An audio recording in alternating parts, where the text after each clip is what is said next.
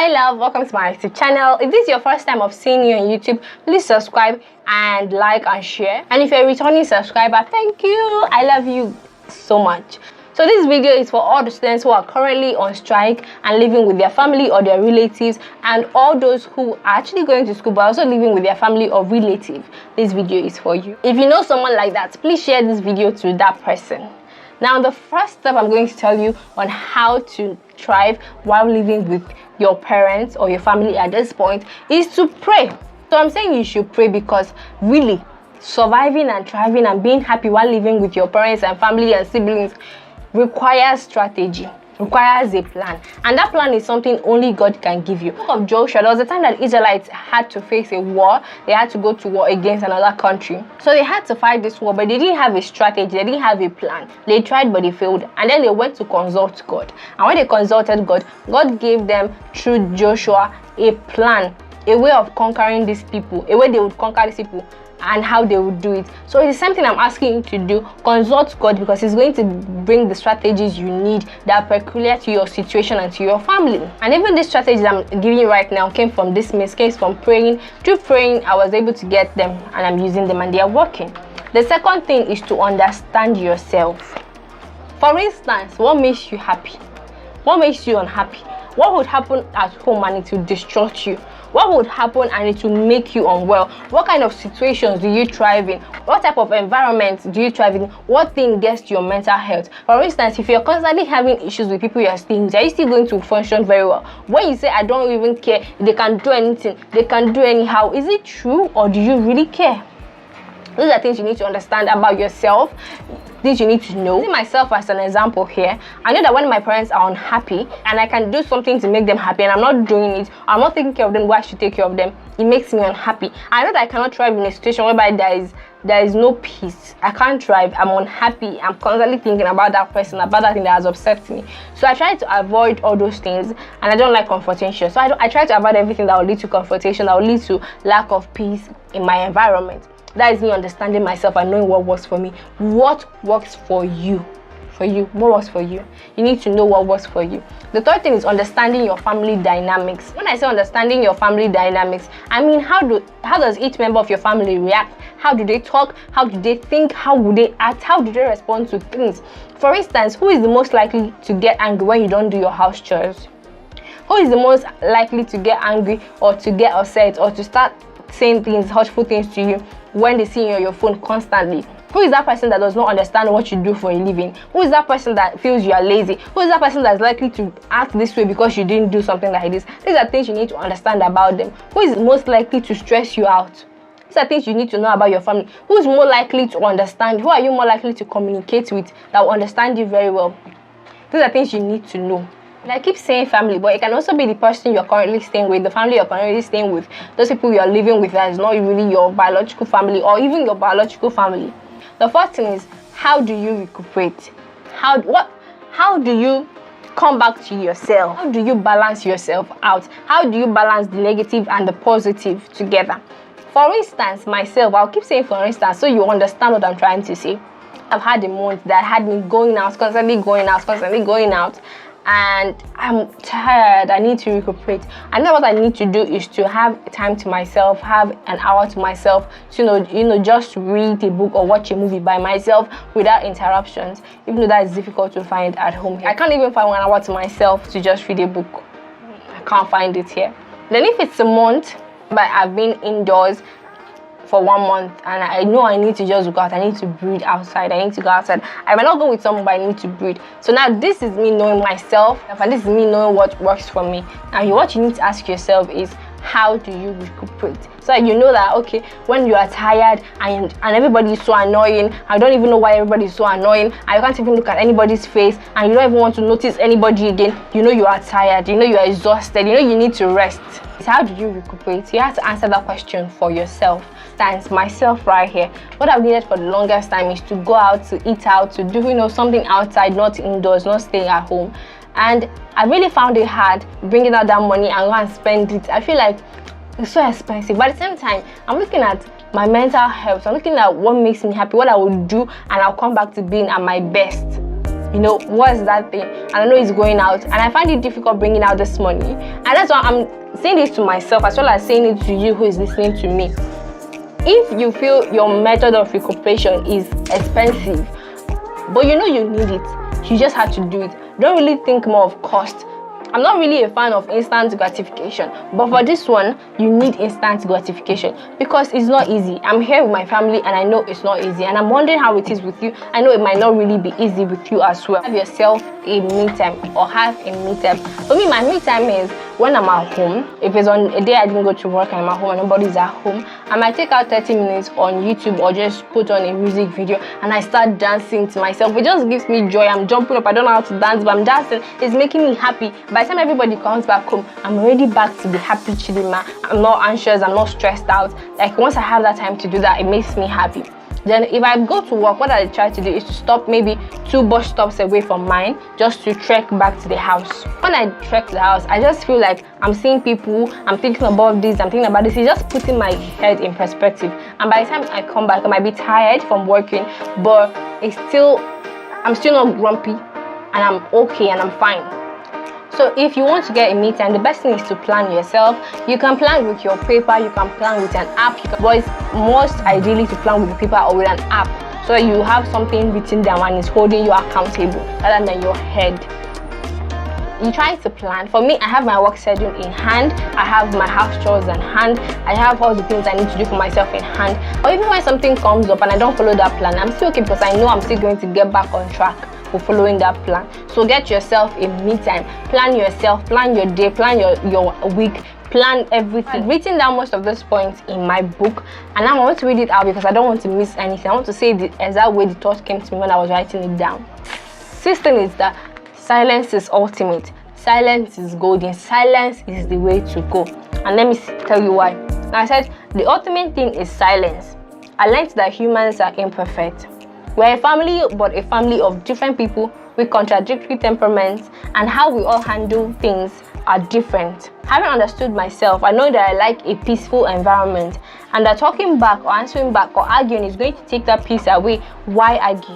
What I have to do is to master the art of silence. And okay, Chidima, do this. Okay, Chidima, do you think we should do this? Because I know how everyone behaves and acts and thinks. I know when this question has already been decided and asking me is for formality's sake, and I also know when it hasn't been decided. So depending, I could say an okay or pour my heart out. I learned and understood that the easiest thing to control is you and your emotions or your internals, whichever you want to call it. I can't control how a person reacts to me, but I can control how I react to them. So this is what I wrote. And you see how these points are coming together. First of all, I prayed to God and God gave me a strategy. Second of all, I tried to understand the environment where I thrive and the environment where I cannot blossom. Then third thing, I tried to understand what my family dynamics. Now, having understood them, I knew what would cause an argument. I knew what would cause there to be lack of peace.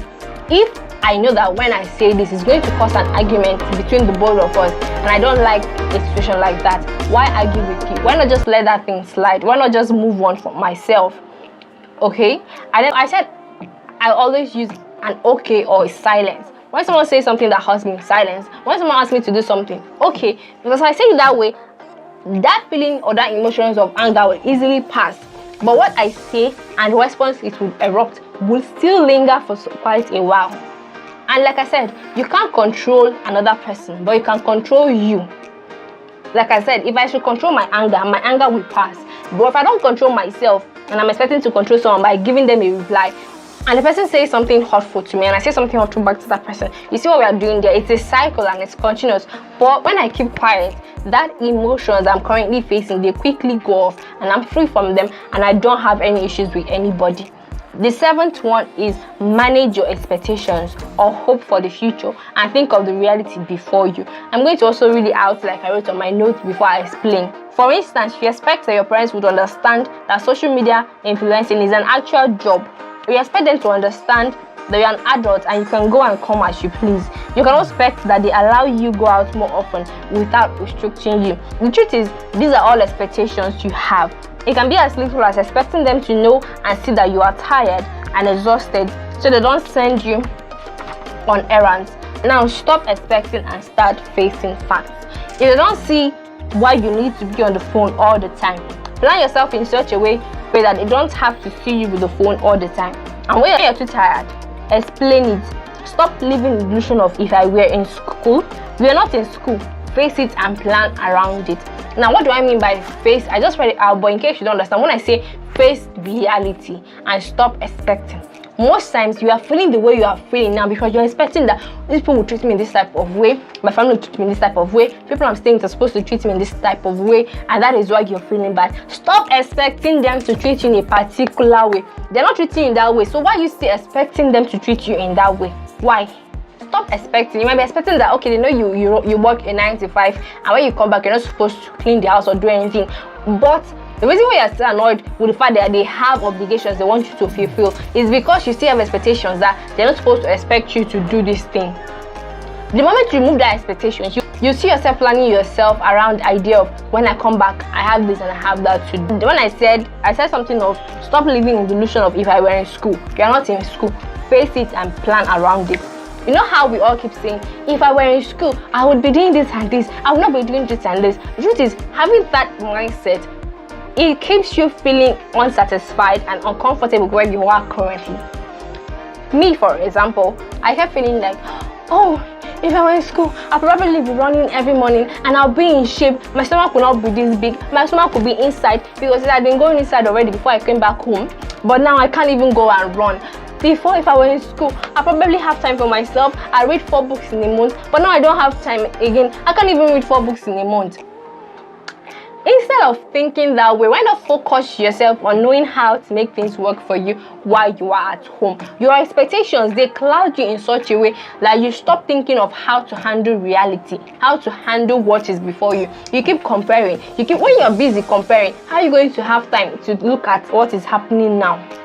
So stop comparing, stop looking at what should have been or what could have been or what should be.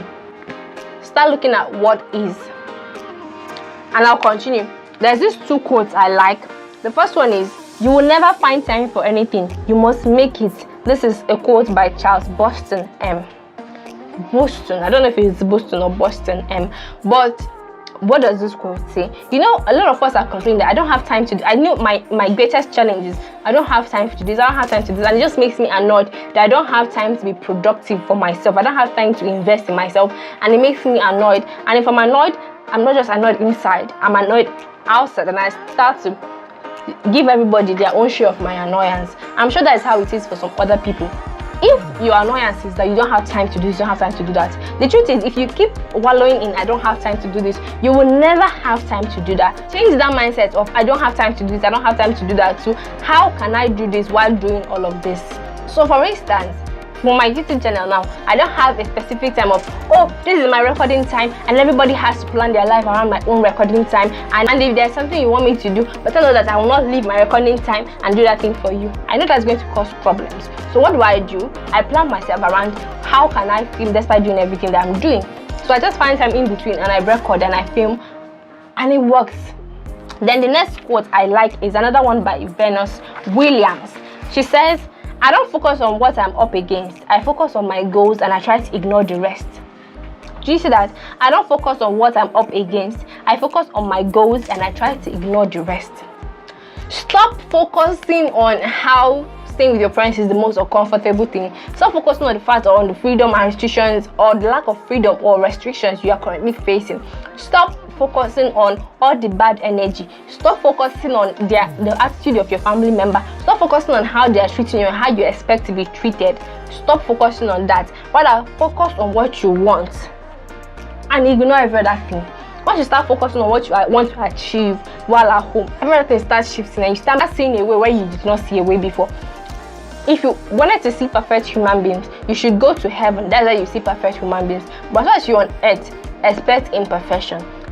Let me even burst your bubbles. You know how lots of us are complaining of attitude of my parents, attitude of my siblings, attitude of this person, attitude of that person. If you take time to ask your parents or your siblings, what is that thing? Give me at least 5 things that you think I'm doing that is not so good. They will give it to you. Just the same way you have the ones you can give it to them and tell them that this is what you're doing that I don't like. They also have things you're doing that they don't like that you can actually work on. So you're not a perfect human being yourself, you're also an imperfect human being. Realize the fact that nobody can be perfect, nobody can please you all the time, and you cannot please anybody all the time, but you can do your best and you can limit your expectations of others while doing your best for others. Based on Venus Williams' quote, which says, I don't focus on what I'm up against, I focus on my goals and I try to ignore the rest. My goal currently is to have a peaceful internal and external. When I say peaceful internal and external, I mean I want to have a peaceful heart, a peaceful inside. I want to always be at peace with myself. And then secondly, I want my external, my environment, to be peaceful as well for me. So the goal is to have like a peaceful internal, which is emotions, my emotions, and to have a peaceful external, which is my environment. Because if these two things are not peaceful, I'm going to produce junk. I know that if I'm producing content or working from a place of anger, a place of sadness, I'm going to produce shitty content. So I need everywhere to be at peace, so that what I'm producing will be the way I want it to be. That's my goal for now. That's my goal. And that's what I'm working for. You should also pick a goal today, what you want to achieve, what's your goal as you're staying in your parents' house or as you're staying with them. Pick a goal and work towards it. The 8th tip is studying your Bible and prayer journaling. Prayer journaling. Now, each time I pray or each time I prayer journal or I read my Bible, I'm too happy to even care about anything. I'm too happy to even bother about what you're saying. I'm too happy to even get annoyed by what you are doing or what you are saying. The 10th tip is music. Invest in a good playlist. When you are angry, instantly play. So there's a song you play and you just forget. Listen to lyrics and start dancing and you even forget why you were angry in the first place. So invest in a good music playlist. I have 2 bonus tips to share. The first bonus tip is, if someone in your family is making you angry, a particular person or the entire family is making you angry, what you need to do is to create distance. How do you create distance? You don't need to move out. You don't need to travel. You don't need to start running away from your house. No, what you should do is stop including yourself in conversations. It is difficult, especially if you like gist like me. Stop including yourself in conversations. 2 is, when you're asked something, answer that thing and keep your mouth shut. Thirdly, if you previously gist with that particular person or with the entire family, just cut down on that gist. Then the 4th one is, if you have a room to yourself, staying inside some more. If you're working, when you're coming back home, just put that face of exhausted and can't talk right now. And I tell you, nobody will even disturb you. Just like you, oh, so instead, go and rest. By the time you do all these things, you're going to be missed, and then they would feel like you traveled and you just came back home. Everybody will start treating you the way they treated you when you first came back from school. Then the second bonus tip is a tip I saw. Is something I read on a blog, and I'm going to read it out to you. It says, talk with God, no breath is lost. Walk with God, no strength is lost. Wait for God, no time is lost. Trust in God, you will never be lost. I'll take it again. Talk with God, no breath is lost. Walk with God, no strength is lost. Wait for God, no time is lost. Trust in God, you will never be lost. So that's what you need to do. In respect to the quote I just read, what you need to do is to talk to God. Tell him your feelings, tell him your emotions, tell him how you're feeling. That's what I do, and it works for me most times. I'm like, God, please, God, just help me. Like, God, help me. I can't do this on my own. I'm so tired. Help me. And God always helps me. Now, I'll tell you what I did that didn't work for me. The things I tried at first that I was doing and was not working. It was just making everything worse. The first thing I did was I tried making myself feel better by window shopping. Window shopping is when you go when you go to a store, be it an online store or a physical store. You go to an online store or a physical store, and you start looking at items or things you want to buy. Meanwhile, you don't have the money to buy them, or maybe you don't have the intentions to buy them, but you're just looking at them because it makes you feel good. I was doing this, and the fact that I could not buy those things were making me even more angry. The second thing I did was I tried arguing. I felt like if I argue, I would establish myself as an authority, and everybody will respect me. But the thing is, it was way out of my control and way over my head, because I can't control how another person acts, but I can control how I act. So remember to control yourself, your emotions, and don't try to control other people. The third thing I did was I tried talking to friends about how I was feeling while being at home, and that was a mistake. Now, some friends did advise me correctly. They gave me the best advice. One of my friends told me that that God was teaching me something and preparing me for something, and it was an experience. And I've come to realize that yes, it's truly an experience and truly God preparing me for something. Some friends just wanted to know more and hear more gist from me. What I was saying was gist. My problem was gist to them. Meanwhile, some people just wanted to use my own as a way of escaping their own issues and their own problems. So, not telling any friend. I'm not telling friend again. So stop telling friends. What I did was to start spending more time on my phone as a way of getting my me time. What they did was I didn't sleep on time again, and when I wasn't sleeping on time, I wasn't waking up on time, and I didn't have a beautiful day, or I didn't fully utilize my day, or I wasn't productive when I woke up the next day. My day wasn't as productive as it should be because I didn't wake up early, and even when I tried to, like, I'm tired, I'm exhausted from being awake late in the night from yesterday. I was complaining and complaining. Complaining made me overlook things I should have been grateful for. You know, when I complained more, I started losing track of things I should be grateful for. Like the fact that my dad, I would cook, and my dad, who normally does not compliment someone, be like, your food is so tasty, I enjoyed it. The fact that my dad would come to me in the room and say, you are doing well, you know, dalu, if you're an Igbo person. Or the fact that my mom would, on her way coming back, would get bananas because she knows I like bananas. Or the fact that she would stare at me lovingly and just smile, that smile that goes from the eyes to the heart, you know, those are things I wasn't really grateful for. And the fact that she kept reminding me, this your hair is old, you need to get a new hair. She just wanted me to look so prime and proper. So all my sisters who would, you know, genuinely talk to me, want to know how I'm feeling and how I'm processing things, and just want to know how I feel about different issues. So I stopped being grateful for those things, and I was just complaining. If you have tips of your own, things you think people should do to thrive at home, drop it on the comment section. But please remember to share this video to a student, those on strike and those who are not on strike. You don't know who you might be helping by sharing this video. And if you have not subscribed, please subscribe, like, share and comment. I love you for listening. Bye.